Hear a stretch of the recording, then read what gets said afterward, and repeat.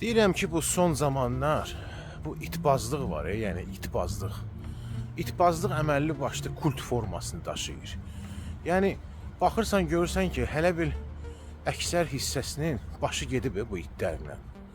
Baxırsan görürsən ki, yəni bu evdə saxlayan itlər var, saxlayırlar, əcəb eləyirlər, öz işləridir.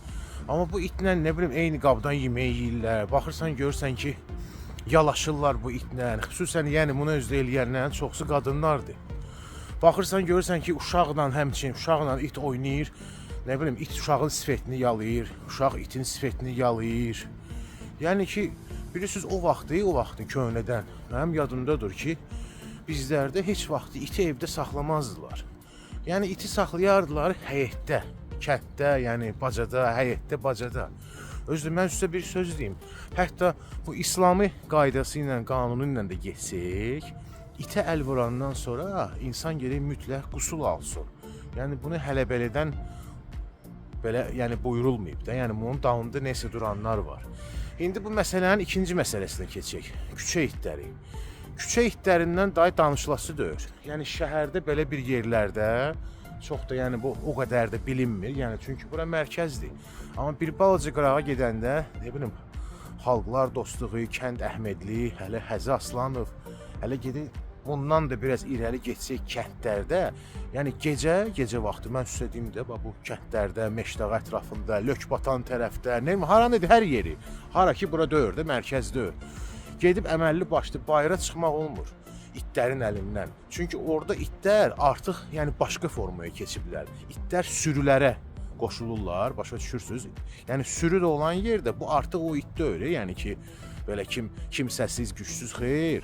Bu artıq buna stadlı instinkt deyirlər. Yəni bu sürü formasında bu ətrafda özlərindən gücsüzləri görəndə, analiz eləyəndə hətta hücum da çəkə bilərlər. Şəxsən mənim başıma gəlib dayanan yerdə heç nə. Belə gedirdim yoldan, arxa tərəfdən it yaxınlaşıb sakitcə, səssiz, səmirsiz, hürməyisiz də yaxınlaşıb belə dişləyib mənim ayağımdan gedib. Sonra məcbur oldum həkimə müraciət edeyim. Özünüz bilirsiniz də, yəni iynə vururlar adama. Çünki Allah eləməsin, bilin, bax itdir. Hər cür bir heyvan hansısa sizin uşağınızı birdən diş atsa, dişləsə, mütləq həkim yanına müraciət edin. Çünki bu quduzluq xəstəliyi ola bilər, sonra aşkarlansın. Quduzluq xəstəliyinin də müalicəsi yoxdur. Əgər ilkin etaplarda, yəni müəyyən yəni iynələr vurulmasa, onun nəticəsi əfsuslar olsun ki 99%-də ölümdür.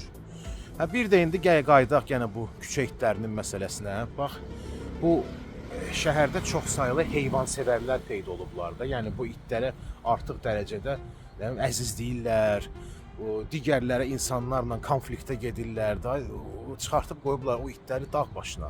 Yəni bu da elə belə deyil, bilin. Çünki o heyvansevərlərin də böyükləri var. Başa düşürsünüz, kim ki bu digərlərin o duyğusal olmalarından sadəcə olaraq istifadə eləyirlər. O böyüklər isə, yəni xaricdən, xarici dövlətlərdən, ölkələrdən qrantlar alırlar. Başa düşürsünüz, qrantlar alırlar, qəşəng də o pulu xərcləyirlər, adını da qoyurlar ki, biz itlərə xərclədik. Yəni itlərə bəlkə bir 10% çatsa böyük bir şeydir. Hər şey qoyaq bir qırağa, açırsan interneti, nə bilim, it sığınacağı 1, it sığınacağı 2, 3, it sığınacağı 3, bunlar hamısı yəni dövlət tərəfdən maliyyələşmir ha. Bunu yəni eləyənlər fərdi insanlardır, fərdi adamlardır. Yaxşı, heç ölkəmizdə o qədər uşaq, necə deyərlər, sığınacağı yoxdur, nə qədər ki bu it sığınacağı var. Yəni artıq mən şəxsən görürəm ki, bunların bu itləri qorumaq məsələsi o dəli bir səviyyəsinə gəlib çatıb. Yəni onların arasında özü görünür ki, çox saylı şizofrenlər də var.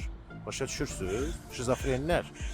Bir də o fərdi itlərin məsələn yələrinə bir dənə də bir xahiş eləmək istəyərdim ki, o qədər itlər var ki, hansı ki döyüş, yəni növləri itlərdirlər də bunlar, döyüş. Kanakorsa var, Stafaşer var, başa düşürsünüz?